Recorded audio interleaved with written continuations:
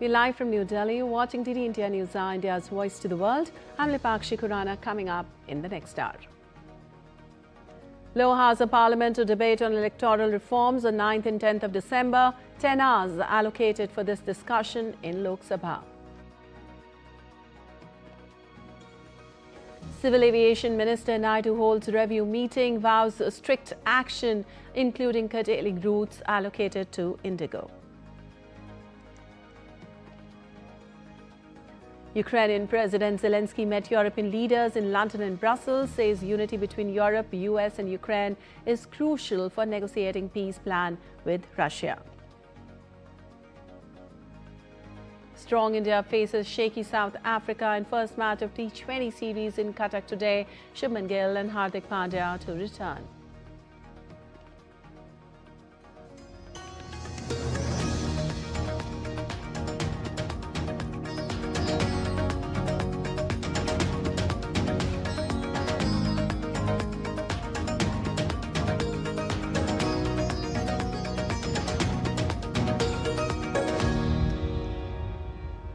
And on to the details now. In Parliament, history, politics and national identity converged on Monday. A special 10-hour debate to mark the 150 years of the national song Vande Mataram was held in Lok Sabha or the lower house.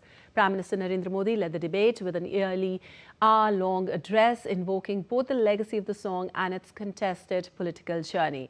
The discussion saw spirited participation from both the Treasury benches and the opposition. Today, the discussion on the national song will take place in Rajya Sabha, that is the upper house. Our correspondent brings you this detailed report. आज हम सदन में हमारे राष्ट्रीय गीत वंदे मातरम की 150 वर्ष की यात्रा का स्मरण कर रहे हैं. A charged yet reflective atmosphere filled the Lok Sabha on Monday as Parliament began a marathon 10-hour debate on Vande Mataram, commemorating 150 years of one of India's most defining national songs. Prime Minister Narendra Modi opened the discussion, calling the song the heartbeat of India's freedom movement. Vande Mataram की इस यात्रा की शुरुआत बंकिम चंद्र जी ने 1875 में की थी और गीत ऐसे समय लिखा गया था जब 1857 के स्वातंत्र संग्राम के बाद अंग्रेज सल्तनत बौखलाई हुई थी, भारत पर भांति भांति के दबाव डाल रही थी, भांति भांति के जुल्म कर रही थी और भारत के लोगों को मजबूर किया जा रहा था अंग्रेजों के द्वारा. और उस समय उनका जो राष्ट्रीय गीत था, गॉड सेव द क्वीन, इसको भारत में घर घर पहुंचाने का एक षड्यंत्र चल रहा था. ऐसे समय बंकिम दा ने चुनौती दी और ईंट का जवाब पत्थर से दिया और उसमें से वंदे मातरम का जन्म हुआ. Prime Minister also referenced lesser-known episodes, including debates within the Congress in 1937 when certain stanzas of the song were removed. देश का दुर्भाग्य कि 26 अक्टूबर को कांग्रेस ने वंदे मातरम पर समझौता कर लिया. वंदे मातरम के टुकड़े कर दिए. उस फैसले के पीछे नकाब ये पहना गया, चोला ये पहना गया. ये तो सामाजिक सद्भाव का काम है, लेकिन इतिहास इस बात का गवाह है कि कांग्रेस ने मुस्लिम लीग के सामने घुटने टेक दिए और मुस्लिम लीग के दबाव में किया. और कांग्रेस का ये तुष्टीकरण की राजनीति को साधने का एक तरीका था. BJP leaders including Anurag Thakur and Bansuri Swaraj underlined how Vande Mataram continues to inspire nationalism and cultural pride in today's India. The opposition too made its presence felt. Congress leaders Gaurav Gogoi and Priyanka Gandhi Vadra countered the government's claims. Attention now shifts to the Rajya Sabha, where Home Minister Amit Shah will open a parallel discussion on Tuesday. From New Delhi, Divyendu Mondel's report for DD India. Meanwhile, the Lok Sabha will debate the special intensive revision of electoral rolls as part of a discussion on electoral reforms on Tuesday. The 10-hour-long discussion will begin from 12 noon. Parliamentary Affairs Minister Kiren Rijiju earlier said that SIR is an administrative matter of the Election Commission, which is why the Parliament had to widen the scope of the discussion. He had mentioned that he looks forward to a very constructive and engaging discussion.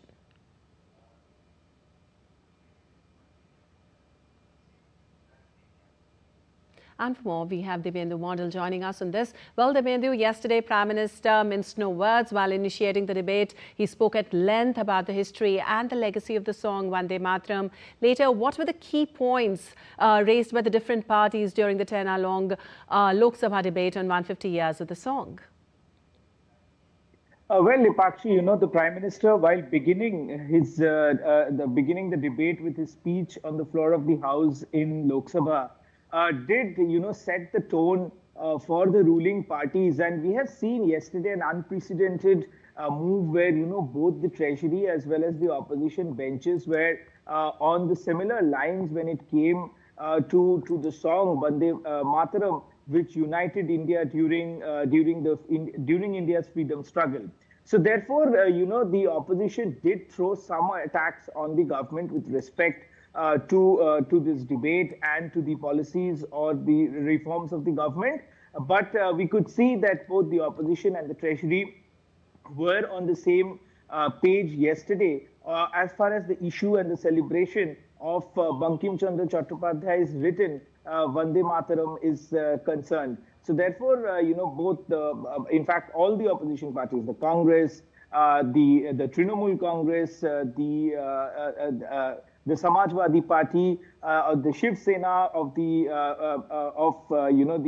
Uddhav Thackeray Shiv Sena, all the parties, the opposition did speak about how this song had been a uniting force during India's freedom struggle, and it continues to inspire millions of people even today, and how this song is relevant in the contemporary modern Indian society. So therefore, this debate did set a tone, and now today we'll have the same debate going on in the upper house, which is the Rajya Sabha, where we will see Union Home Minister Amit Shah initiating the debate. Again, 10 hours have been dedicated in the Rajya Sabha as well for this discussion to take place in the upper house. Lipakshi. All right, Divyendu. Also, as the Lok Sabha takes up the discussion on the special intensive revision of the electoral rolls today, what specific reforms or administrative challenges are expected to dominate the debate, especially given the government's stance that the issue is primarily under the Election Commission's purview?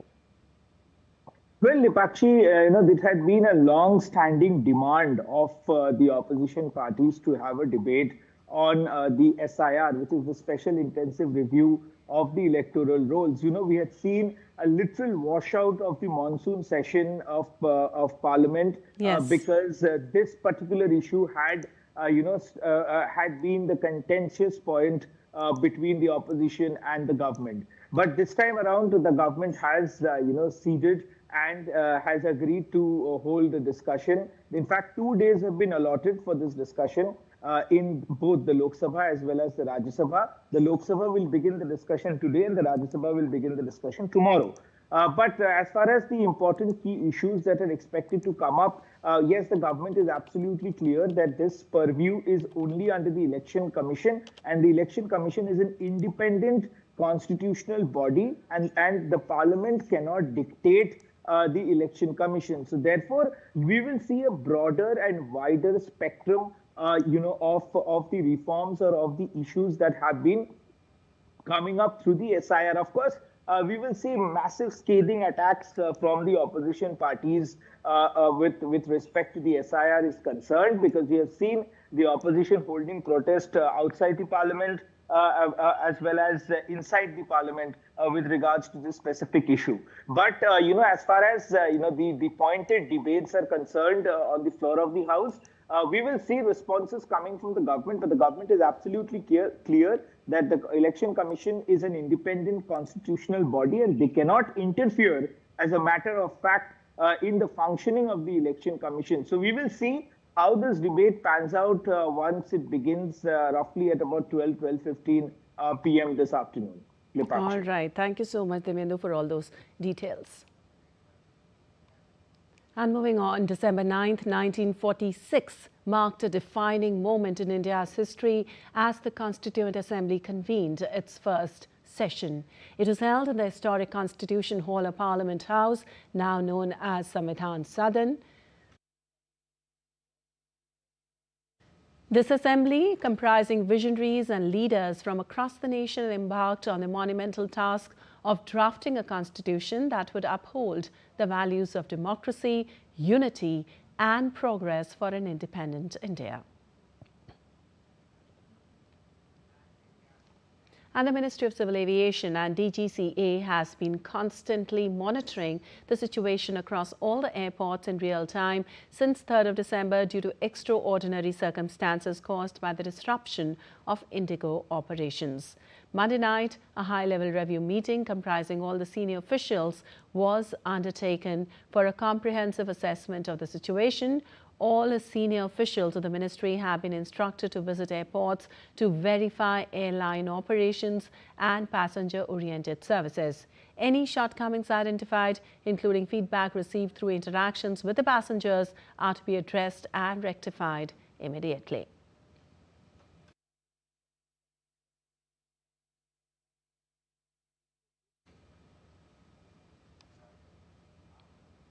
Meanwhile, Minister Rammohan Naidu has said the government will curtail IndiGo's winter flight schedule and allocate them to other operators following the airline's recent large-scale operational disruptions. Speaking to Doordarshan news channel, Naidu said IndiGo is currently operating 2,200 flights, which will definitely be curtailed. The minister also said that funds worth 745 crore rupees have been given for 7,30,655 cancelled PNRs from December 1 to 8. Besides this, he said that 6,000 of the 9,000 passenger bags have already been delivered and the remaining ones are scheduled to be delivered soon. And earlier on Monday, speaking in Parliament, Civil Aviation Minister spelled out the reasons for IndiGo's large-scale flight cancellations. Listen in. One full month of operations in the new FDTL also. Why I am mentioning this point, even though we are saying because of the FDTL this situation has arisen, there have been a lot of internal complications. This is a day-to-day operations thing that the IndiGo should have maintained. IndiGo was supposed to manage the crew, was supposed to manage the roster through its day-to-day operations. We are there to check if the FDTL is properly implemented or not, and there has been no compromise on that side. And for one thorough full month, we have been observing. On 1st of December, we had a meeting with IndiGo on FDTL itself. When they required some clarifications, we have given the clarifications also with that idea, and they have not flagged this issue. So everything was running normal till then. Suddenly, we have observed this on 3rd. Immediately, once this was observed, the ministry came into the picture.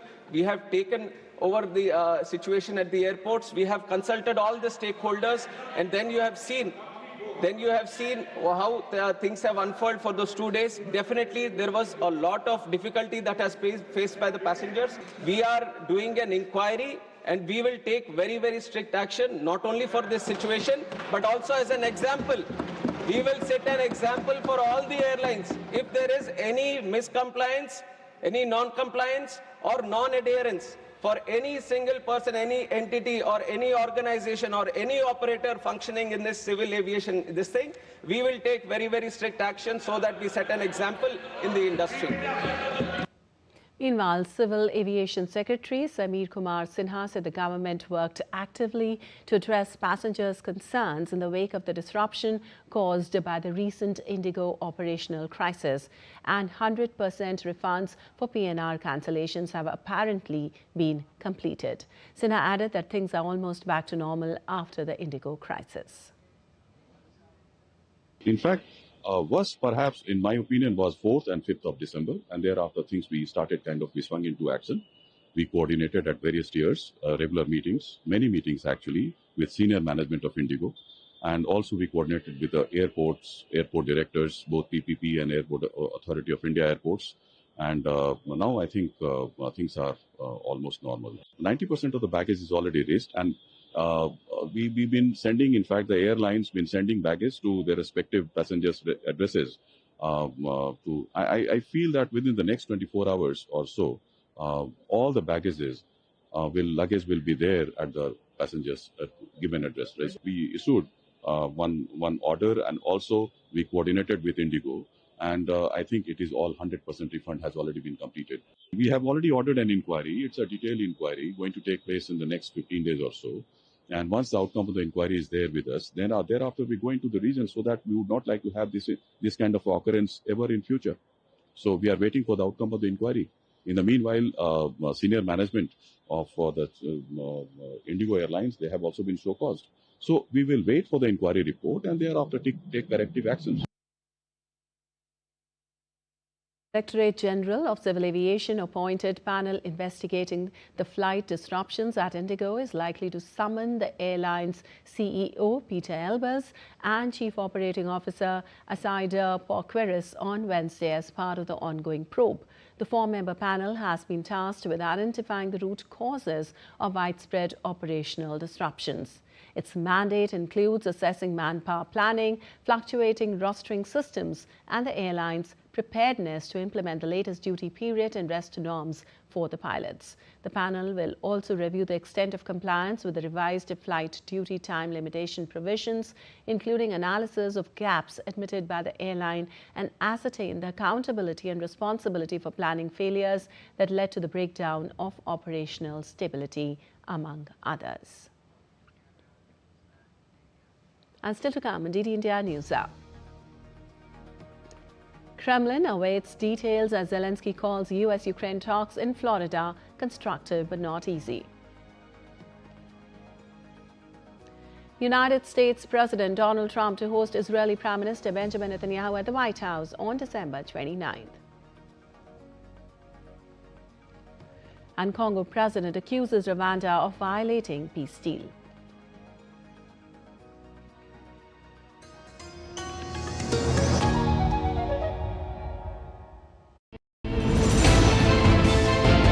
Geopolitics and trade deals. Economic challenges amid development. Hard work and the path to prosperity. It's the economy, always.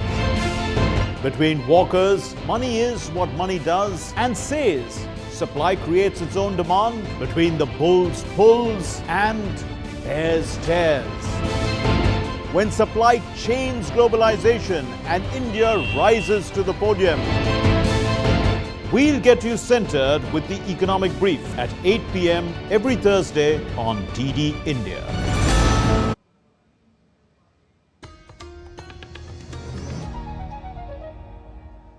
Welcome back. You're watching DD India News. I'm Lipakshi Kuran, and moving on, European leaders have said now is a critical moment to ramp up support for Ukraine and put pressure on Russia to bring an end to the conflict. To discuss the latest version of a peace plan drafted between Ukrainian and US officials last week, Ukrainian President Volodymyr Zelensky met UK Prime Minister Keir Starmer, French President Emmanuel Macron, and German Chancellor Friedrich Merz in London on Monday.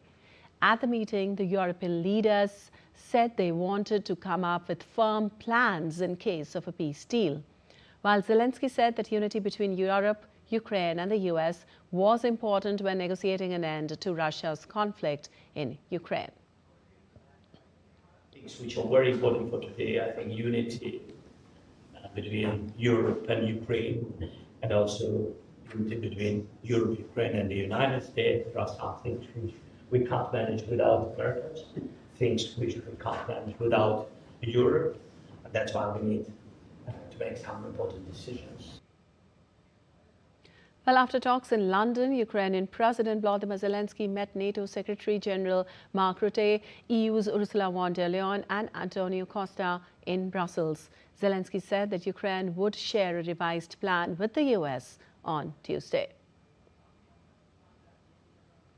Meanwhile, Kremlin spokesman Dmitry Peskov said that Moscow has not received any information about the outcome of talks between US and Ukrainian officials in Florida regarding a settlement in Ukraine. Peskov said that they don't know the outcome of talks between the Ukrainians and the Americans in Florida. Peskov added that once Moscow receives information about the results, it will be clear how and in what direction they are to act next. And United States President Donald Trump will host Israeli Prime Minister Benjamin Netanyahu at the White House on December 29th, according to an Israeli government spokesperson. The Prime Minister's office on December 1st said that Trump had invited Netanyahu to the White House in the near future, although a date for the visit has not yet been made public. The announcement came a day after Netanyahu said he expected to discuss the second phase of the ceasefire in Gaza with Trump, as well as opportunities for peace in the region. Netanyahu said on Sunday that the second phase of a U.S. plan to end the conflict in Gaza was close, but cautioned several key issues still needed to be resolved, including whether a multinational security force would be deployed. Netanyahu said that he would discuss with Trump how to bring an end to Hamas' rule in Gaza. A ceasefire between Israel and Hamas is entering its second month, although both sides have repeatedly accused each other of violating the truce agreement. And Australia's young teenagers will soon be spared from endless scrolling online as the country is set to impose world's first social media ban. Now, from December 10, that is Wednesday, children under 16 years of age will no longer be allowed to have a social media account. Making a last-ditch pitch to convince hundreds of thousands of Australian adolescents, Prime Minister Anthony Albanese said the contentious laws were for their own good. He added that the move is aimed at ensuring children spend quality time with friends and family face-to-face.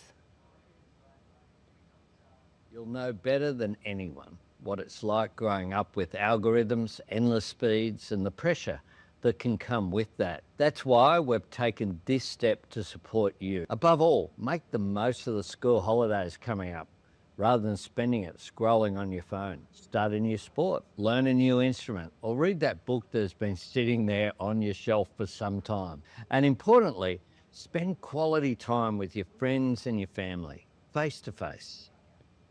Well, Thai forces shelled Cambodian positions overnight into Tuesday, killing 2 more civilians, bringing Cambodia's civilian death toll in the reignited border conflict to 6. As per Cambodian Defense Ministry, Thai military fired into the border province of Banthe Meang Khe after midnight, resulting in the deaths of 2 civilians. Information Minister informed that at least 4 Cambodian civilians were killed by Thai shelling, while around 10 other civilians were wounded, including a Cambodian journalist. Both sides have blamed the other for instigating the renewed fighting, which saw Thailand launch airstrikes and use tanks against its neighbor. And U.S. Secretary of State Marco Rubio hosted the Australia-United States Ministerial Consultations called OSMIN at the State Department in Washington, D.C. Australian Deputy Prime Minister and Minister for Defence Richard Marles, Australian Foreign Minister Penny Wong, as well as U.S. Defence Secretary Pete Hegseth discussed the recent agreement to develop critical mineral supply chains between the United States and Australia, as well as ongoing military projects. U.S. President Donald Trump and Australian Prime Minister Anthony Albanese signed an agreement in October that will see up to $8.5 billion invested in projects to develop and refine metals vital to industries including defense, advanced manufacturing, and the energy transition. And I know we've also signed a landmark critical mineral framework agreement. This is something we share in common, not just with Australia, but with many of our allies around the world, the desire to diversify supply chains. and the belief that in order for us to be able to do anything, whether it's defend our countries, defend our allies, or defend each other, but also to build our economies and to prosper as economies, we have to have critical mineral supplies and supply chains that are reliable and that are diverse and not overly invested in one place where they could be used as leverage against us or our partners of the world. The United States is our principal ally and our principal strategic partner, and together we navigate volatility, we invest in each other, we invest in the region's security, and we boost each other's prosperity, whether that's through investment in critical minerals, critical technology, Australian superannuation, or of course AUKUS. Australia's approach to the alliance has always been to work to ensure it delivers concrete benefits for our security and prosperity and for that of the United States. Well, Alina Habba, the acting United States Attorney for the District of New Jersey, has stepped down following a recent appeals court ruling that disqualified her from continuing in the role. In a statement on X, Habba said that her resignation as acting U.S. Attorney for New Jersey was to protect the stability and integrity of the office, which faced months of uncertainty as legal challenges to her appointment played out. Habba said she would take on a new role as senior advisor to Attorney General Pam Bondi, focusing on U.S. attorneys around the country. The Justice Department named 3 lawyers to take over leadership of the office in New Jersey. And U.S. President Donald Trump has unveiled a $12 billion aid package for American farmers in an effort to boost through an industry hit hard by his trade policies. The farm groups and Republican farm state lawmakers have sought the aid in part to support farmers with purchases of seeds, fertilizer and other expenses for next year's growing season. Farmers are set to receive a near-record $40 billion in government payments this year, fueled by ad hoc disaster and economic aid. During his first term, Trump gave about $23 billion in aid to farmers hurt by his trade policies. And U.S. President will impose severe tariffs on fertilizer from Canada if he deems it necessary. Trump suggested that he could target fertilizer imported from Canada to boost domestic production. Trump had previously exempted some fertilizers like potash and urea from so-called reciprocal tariffs he placed on Canada, while products compliant with the North American trade deal negotiated in Trump's first term are levied at a lower rate. Trump also threatened to impose an additional 5% tariff on Mexico, accusing it of violating a water-sharing treaty. And Congolese President Felix Tshisekedi claimed that neighboring Rwanda is violating its commitments just days after attending a ceremony in Washington to sign deals that aimed to end years of conflict. Tshisekedi made the accusations in a speech to lawmakers. Though there was no immediate response from Rwanda, deadly clashes have marred efforts to begin implementing the terms of U.S. and Qatar-brokered agreements signed in recent months between Congo, Rwanda and the rebel group M23. Over the weekend, Rwanda-backed M23 rebels advanced in an area close to the border with Burundi.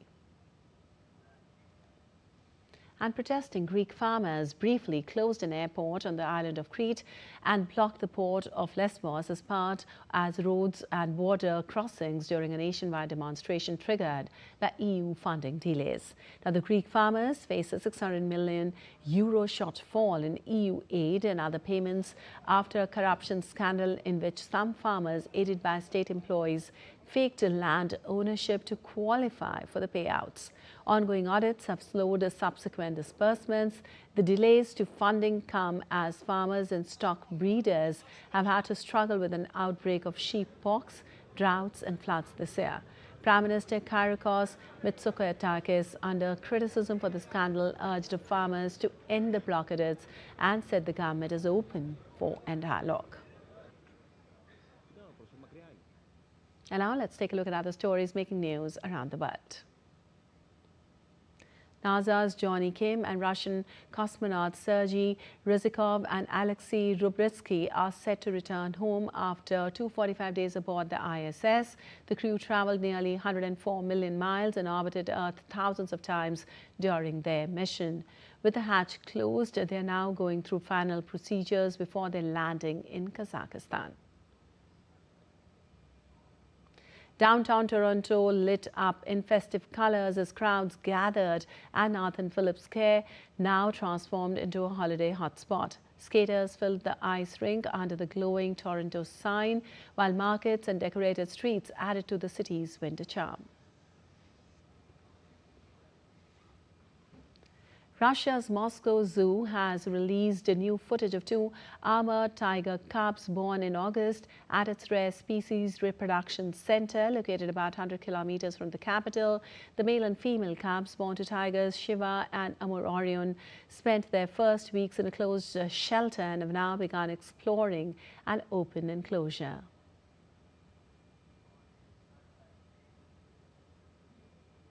In Croatia, Zagreb has once again turned into a festive hub as its celebrated Christmas market opens across the city. The Advent in Zagreb Festival was named Europe's best Christmas market 3 years in a row.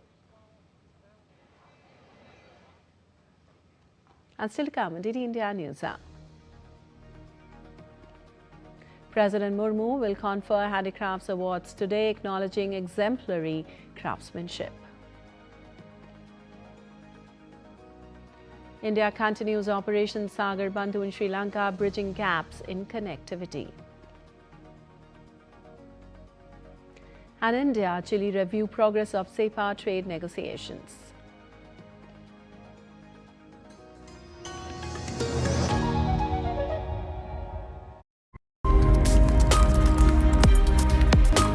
Every year on 10th of December, the world comes together to celebrate the adoption of the Universal Declaration of Human Rights, a landmark document that affirms the fundamental freedoms every individual enjoys everywhere. After the explosion of information technology, digital technology, new genre of rights have come up. Right to privacy can be infringed both by state actors and by non-state actors. People should learn to respect other people's rights. If we don't respect each other's rights, you cannot enforce your own rights. The only thing that could be done is to make everything simple. Don't complicate matters.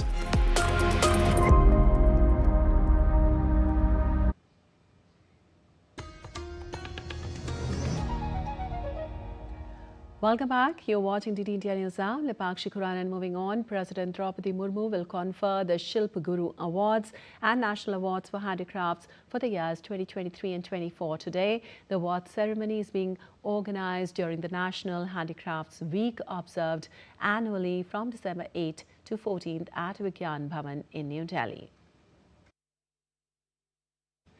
The National Awards, established in 1965, acknowledge exemplary craftsmanship across diverse handicraft forms. National Handicrafts Week celebrates India's artisan community and the cultural significance of traditional crafts. The week features exhibition, workshops, panel discussions, demonstrations and outreach activities aimed at promoting awareness and supporting artisan livelihoods.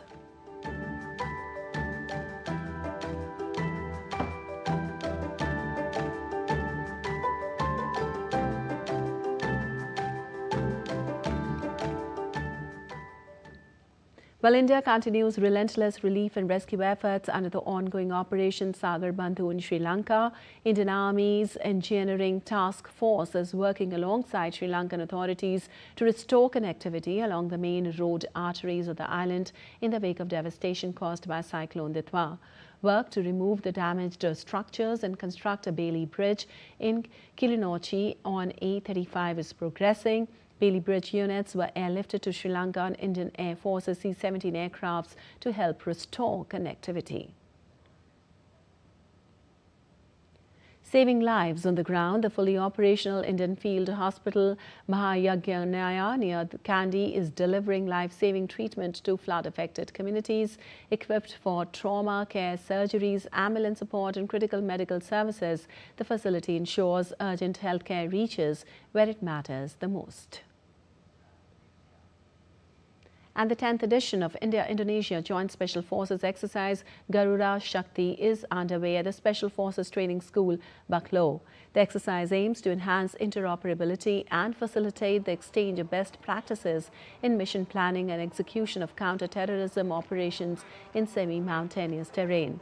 Key focus areas include heli-borne operations, combat shooting, and the employment of the drones and CUAS systems, further strengthening the robust defense partnership between India and Indonesia.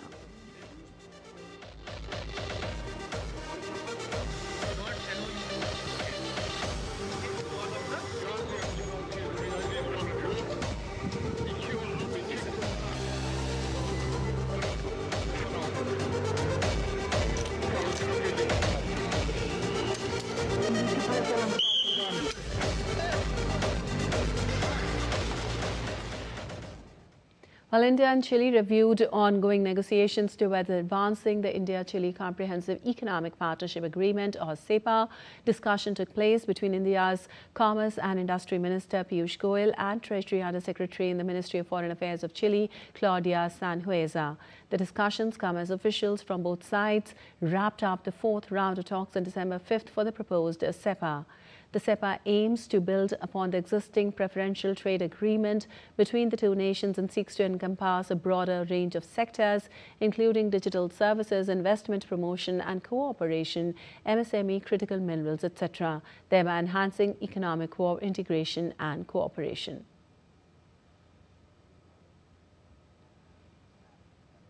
Well, the groundbreaking government initiative called PM Dhan Dhanya Krishi Yojana was launched to revolutionize Indian agriculture by making it more productive, sustainable and financially rewarding for farmers. Today, a two-day event is being organized in New Delhi. PM Dhan Dhanya Krishi Yojana FPO Sangam will bring together participating FPOs from various regions, offering them a platform for knowledge sharing, market linkages and interaction with stakeholders to enhance their operational capacities.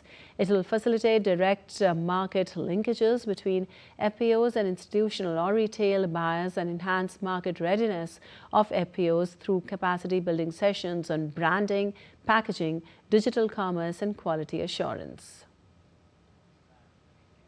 And taking another strong step towards women empowerment and financial inclusion, Prime Minister Narendra Modi launched the Bima Sakhi Yojana of Life Insurance Corporation in 2024. The scheme, implemented by the Life Insurance Corporation of India, is a 3-year stipendiary program aimed at empowering women, especially in rural areas, by training them to become LIC insurance agents and promoting financial inclusion. The initiative aligns with the government's Insurance for All by 2047 mission and the broader goal of empowering women through economic independence.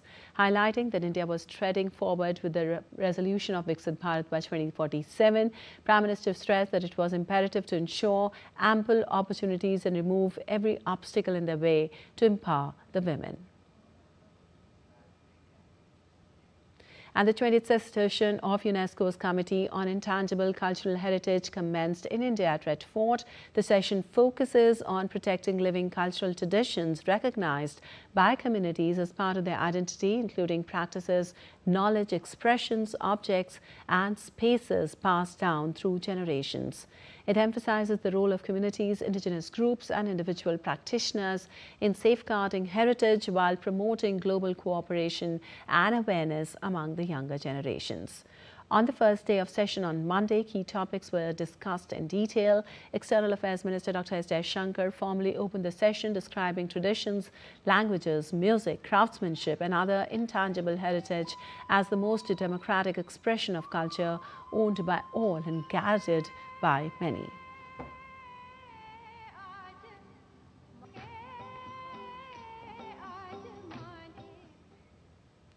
While India is presenting thematic exhibits and cultural performances for the visiting delegates, showcasing the country's diverse heritage, the ongoing session reflects India's commitment to safeguarding its living cultural traditions, promoting community participation, documentation, training, and international cooperation, while positioning the country as a leader in global heritage preservation. Vivek Agrawal, Secretary of the Ministry of Culture, emphasized the session's importance for India and other countries in preserving and promoting global cultural heritage.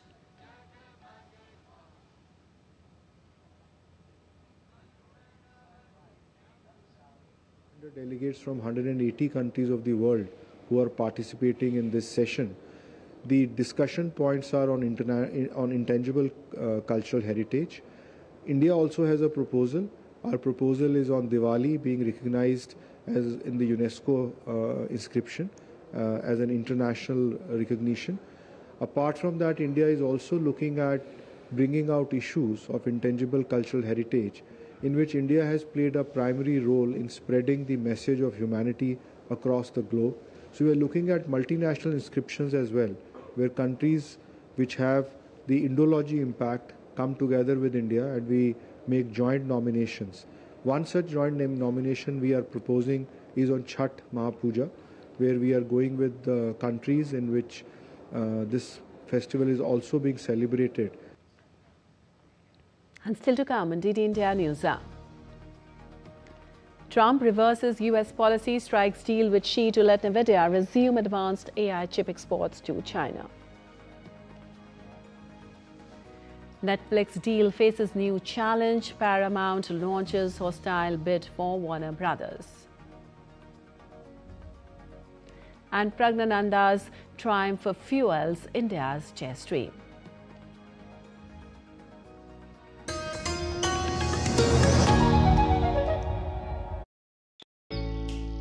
Jharkhand will mesmerize you with majestic nature, rich heritage and colorful culture. Hello. Johar. Johar. It fits perfectly. Thank you.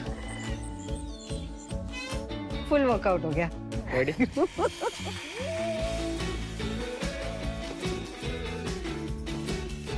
Postcards from Jharkhand on National Geographic.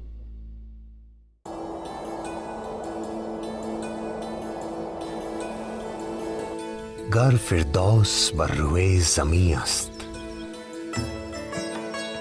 हमी अस्तो हमी अस्तो हमी अस्त Jammu and Kashmir, nature's finest works.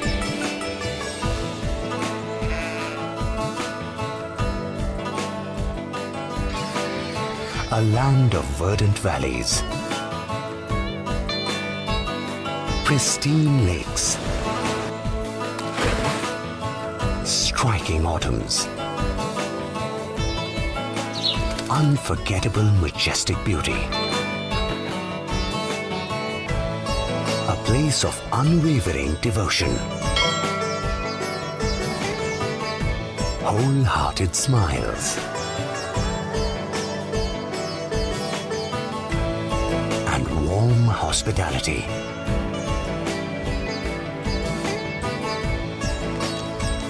World famous for its exquisite artistry.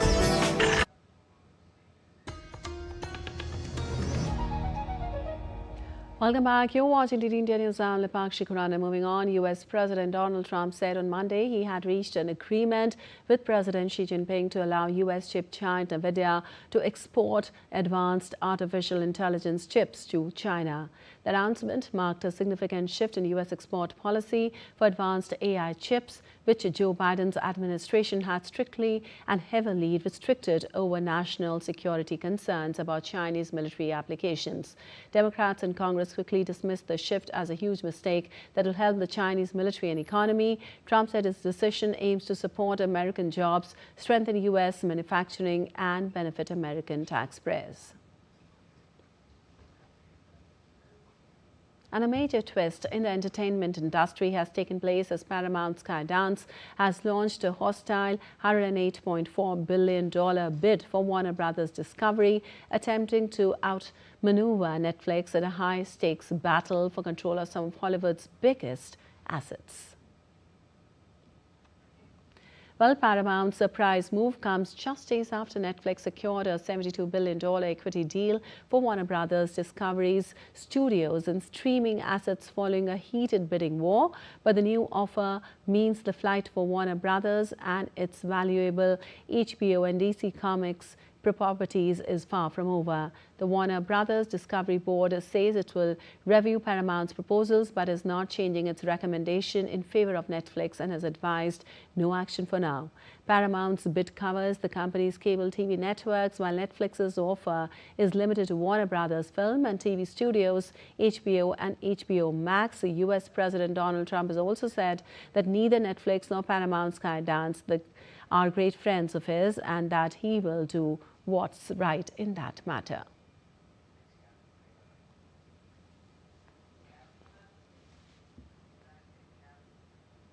Well, you're watching DD India News. Our time now for some sports news. After an action-packed test and ODI leg, the spotlight now moves to the T20 internationals as India gets set to take on South Africa in a 5-match T20 international series.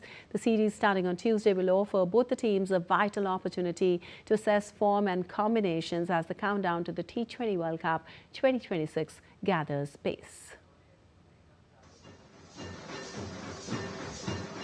After clinching the 3-match one-day international series 2-1, the focus now shifts to the shortest format as India take on South Africa in a 5-match T20 international series starting on Tuesday in Cuttack.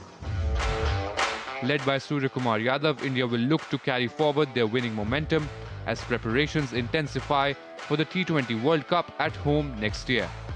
India's lineup features several flexible options, with Surya Kumar emphasizing adaptability rather than fixed roles. This series marks an important phase in India's build-up, with the squad aiming for consistency rather than experimentation. India receive a major boost with the return of Hardik Pandya, whose presence brings a much-needed balance to the side. The all-rounder is all fit and ready for his return after sustaining an injury during the Asia Cup. As a result of the injury, he was unable to feature in the ODI and T20I series against Australia and the ODI games at home against South Africa as well. India's T20I vice-captain Shubman Gill has been declared fit to play in the opening T20I against South Africa after receiving clearance from the sports science team at the BCCI's Centre for Excellence. Gill completed his rehabilitation program following the neck injury he sustained during the Kolkata test. Jasprit Bumrah and Arshdeep Singh will spearhead the pace attack, while Kuldeep Yadav will lead the spin department, supported by Varun Chakravarti and Washington Sundar. South Africa, led by Aiden Markram, arrived with the return of experienced T20I campaigners David Miller and Reza Hendricks, strengthening their batting depth. After a mixed tour so far, the Proteas will be keen to make a strong statement in the T20 format. India hold a clear edge in the T20I head-to-head, having won 18 of the 31 matches played between the two sides, while South Africa have claimed only 12. With both teams eyeing the T20 World Cup in 2026, the 5-match series promises high-intensity cricket as India and South Africa look to fine-tune their combinations in the race towards the global glory. Sports Desk, DD India. And for more on the match, we have Narayan Singh joining us. Well, Narayan, with India riding a 6-series winning streak right now and several key players returning from injury, which individual matchups like Bumrah versus Dinok or Abhishek Sharma versus Nortje are expected to be most decisive in this opening game? Well, Pakshi, it's a very important series for both the teams, as we know that the T20 World Cup next year in the February and March is approaching fast. That will take place in India. So in that context, both the teams are preparing and they want to fix their combination ahead of that match. As you asked, the matchups there definitely, if you take a look, Bumrah is there. So how their opener, the South African openers takes him, especially the Aiden Markram, their captain. We know that he is the key.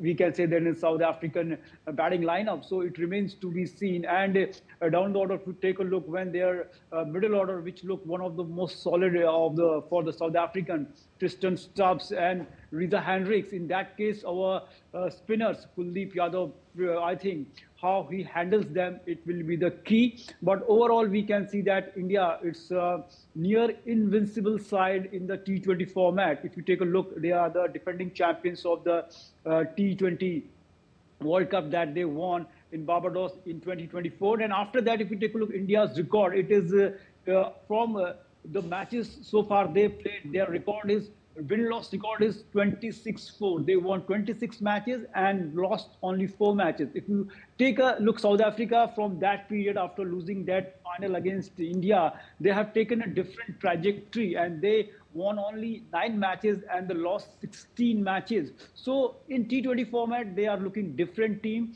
We saw in the test matches, they whitewashed India, and after that, again, in the ODI series, there were thrilling matches between the two sides. But again, today in the Bharati Stadium in Cuttack, we will see a run fest because first time in this pitch in the Bharati is a red soil pitch has been rolled out. Definitely, it will provide help to everyone, batters, bowlers, and spinners. So it remains to be seen how it goes, and hoping that India, the team which is looking in a great form, as the captain Surya Kumar Yadav said that he will not look to change too much combination on the team. Especially, he told his players that apart from the openers, all should be flexible to change their position.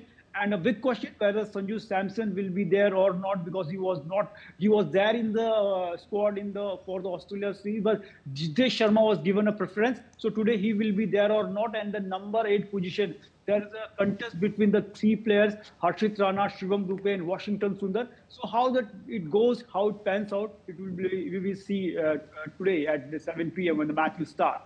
All right, Narayan, thank you so much for all those details of the match today.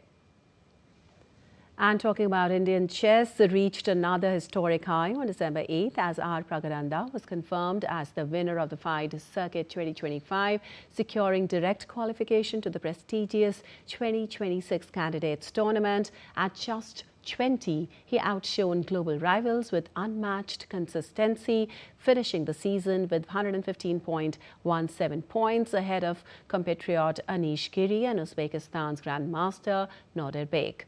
His victories at the Tata Steel Masters, Superbet Chess Classic Romania, Uzchess Cup Masters and London Chess Classic highlighted his dominance, while runner-up and mid-table finishes still added crucial points. This triumph positions Pragananda among the elite 8 contenders for the world title. And Brazilian footballer Neymar will undergo a knee surgery after playing through the pain to help Santos avoid relegation in Serie A with a 3-0 win over Cruzeiro.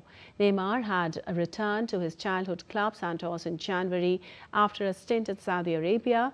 He had a crucial impact in his team's survival in the Brazilian top flight, scoring 5 goals in the last 4 matches. Neymar has not featured for Brazil in 2 years due to a succession of injuries. Currently, there are no details on the surgery or a timeline on his expected recovery. National team head coach Carlo Ancelotti said the forward must regain full fitness if he is to earn a recall to the squad for the 2026 FIFA World Cup. All right, that's all for this edition of DD India News Hour. But let us know your thoughts on the news of the day. For those on the go, you can get all the latest news and updates from India and across the world on the DD India mobile app. The app is available on both Android and iOS platforms. Scan the QR code on the screen to download now. We'll be back with more news as it breaks here on DD India. I'm Lipakshi Khurana from all of us here in Delhi. Thanks for watching DD India News Hour.